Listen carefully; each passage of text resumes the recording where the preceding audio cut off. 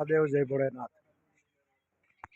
અટાણના આપણે આવ્યા છીએ રાજુલાથી કચ્છમાં કુકમા, જ્યાં શું નામ છે, સીતારામ સેવા ટ્રસ્ટ, અને અહીંયા કંઈક સ્કૂલનું બધું છોકરાઓને શીખવાડવામાં આવે છે।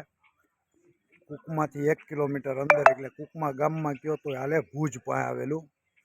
અહીંયા બાળકો અને માસ્તરો બધા આવ્યા છે। અને જો આ જૂના જમાનાનું ગાડું ગોઠવું છે અહીંયા, અને આખું આમ જો મસ્ત મેદાન છે। અમારા લાલભાઈ ઊભા, અને વરસાદ જેવું વાતાવરણ થઈ ગયું પાછું। ગાડું એટલે ગાડું છે, જો જો જૂનું ગાડું એમ કે ગોઠવું છે એમ। જો ભાઈ ગાડું જોવો,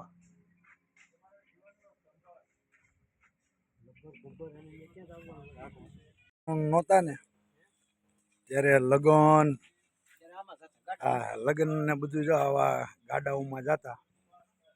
એને બેલડાની જોડી, ટાંઢાને અમુકને કહેતા બેલડાની જોડી। અને આજુબાજુના ગામડામાં હટાણું કરવું હોય, લગ્ન પ્રસંગમાં આવા ગાડા શણગારીને જતા। જોકે અટણના ડીઝલ પેટ્રોલના વાહન આવી ગયા એટલે બિચારા ટાંઢા તો હસોડા ખોવાઈ જ ગયા। અને આપણે જ્યાં જોવો ત્યાં અટણના ખૂટિયા વધી ગયા। ખૂટિયા વધવાનું કારણ આ કે આ ગાડા બંધ થઈ ગયા, બળદો હવે કોઈ રાખતા નથી, એટલે ખૂટિયા વધી ગયા છે। પણ જો આ યુદ્ધ હાલશે એટલે પેટ્રોલ ડીઝલ ને ગેસની જેમ બંધ થતું જશે, તો પાછા આની ઉપર જ આવવાના છે। ગાડું એ ગાડું, જૂના માણા ગાડા વાળે ભાઈ, અટણના કોઈને ખબર ન પડે ગાડું શું કહેવાય। તો હાલો આપણે જઈ, મસ્ત જગ્યા છે કચ્છમાં। કયો ફોટો ક્યાં? આમાં લાલભાઈ કંઈક લઈ જાય ફોટો પાડવા। હજી અમારા લાલભાઈ એમ કહે છે કે હામી ગાડા છે, હાલો એ બાજુ ગાડા જોવા। દાયડમુના ઝાડ ને આ ખેતીનું આ બધું આ લોકોને શું શીખવાડતા હોય તો રામ જાણે, આપને ખબર નથી। પણ આપણે રાજુલાથી અહીંયા 3 દીનો કચ્છ પ્રોગ્રામ છે। અને આ જો કેવું મસ્ત મઢુલી ટાઈપનું બધું અહીંયા ગોઠવેલું છે બાકી જોરદાર। હા લાલભા, મઢુલીન બઢુલીન ગોઠવી છે હારી। રામકૃષ્ણ ટ્રસ્ટ કુકમા, જો છે, પણ આ ગાડામાં ઢાંઢા નથી। અને બધું કેવી રીતના ઉપયોગ કરવું ને એવું શીખવાડતા છે એવું લાગે છે। પ્રયાસ ગુરુકુળમ છે અહીંયા। અને 2 દી જેવો પેલા વરસાદને પડ્યો હતો એવું જ પાછું અટાણના વાતાવરણ અહીંયા કચ્છમાં થઈ ગયું છે। વાદળો ગાજવવા માંડ્યા છે, જો અવાજ આવે છે। વરસાદ નક્કી પાછો અહીંયા ત્રાટકવાનો છે। એટલે આ જો મસ્ત એ ભાઈ, મસ્ત ઝૂંપડાને બનાવ્યા છો। જો આવું કેવું આખું મસ્ત અહીંયા બનાવેલું છે। ગાડા એટલે ગાડા છો ભાઈ, હે જોઈ લો કેમ છે બાકી ગાડા। જો ગાડા, અને આપણે ટ્રસ્ટમાં આવ્યા છીએ રાજુલાથી। આપણે કચ્છમાં 3 દિવસનો પ્રોગ્રામ છે।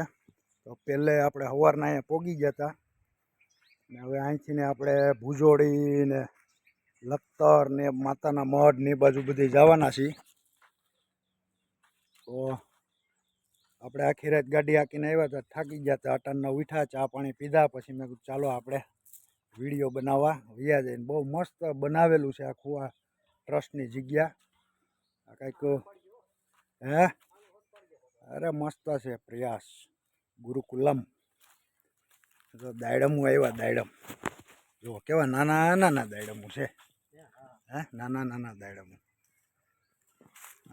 આ ખેતી વિશે અહીંયા શીખવાડતા છે એવું લાગે મને, હે આ બધા ઝાડવા ઉપર નામ લખેલા છે, અને અહીંયા આખું બગીચા ટાઈપનું જ બનાવેલું છે। અને ઝાડવે ઝાડવે એનું ઝાડ છે એવું લખેલું છે। ક્યાં ત્યાંથી નથી જવું, ત્યાંથી જવું, અહીંથી જાય જો ભાઈ, અહીંથી નીકળીએ આપણે, અહીંથી નહીં સીધું નીકળી જવાય। ટ્રસ્ટની છે, અને અહીંયા આપણે 1 દી શીખવાડવાના, શું શીખવાડે એ રામ જાણે।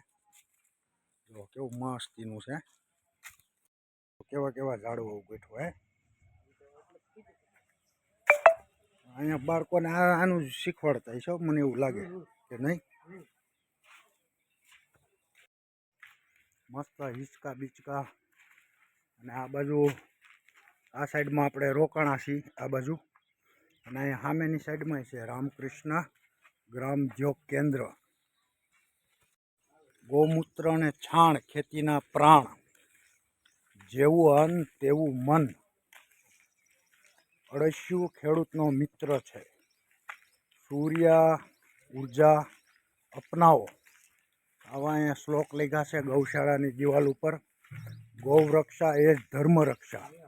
ઝેર મુક્ત ખેતી, રોગ મુક્ત જીવન. ખેતીનો ધંધો નથી, જીવનદાયી કાર્ય છે. પણ અત્યારના બિચારાને ખેડૂતને કંઈ ભાવ મળતો નથી, કોઈ સાંભળતું નથી. માણસ ખેતી વેચવા માંડ્યા છે. જો હમણાં માલ છે ને તો વગર યુદ્ધે લાગી જવાના છે. પછી દીકરાઓ બધા દોડે રાખજો, કાંઈ નહીં મળે. રૂપિયા છે તો અનાજ નહીં મળે. શુદ્ધ અન્ન સ્વસ્થ મન, પશુધન એ જ અસલી ધન. ગો સેવા એ પ્રભુ સેવા.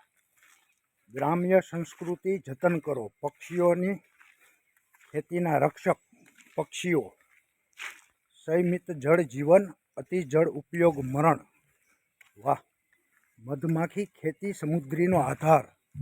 જો આ બધું ખરેખર આ દિવાલોમાં લખ્યું છે ખેતી વિશે, પણ આ બધું અટાણના સમયમાં ફક્ત શ્લોક પૂરતું જ છે. બાકી અટાણના ખેડૂત રોડ ઉપર જ આવ્યો છે.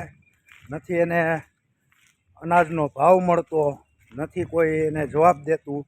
ખેડૂત જો કંટાળીને એક વર્ષ ખેતી બંધ કરી દે ને તો સાહેબ તમારી પાસે અબજો રૂપિયા છે ને તોય કામ નહીં લાગે.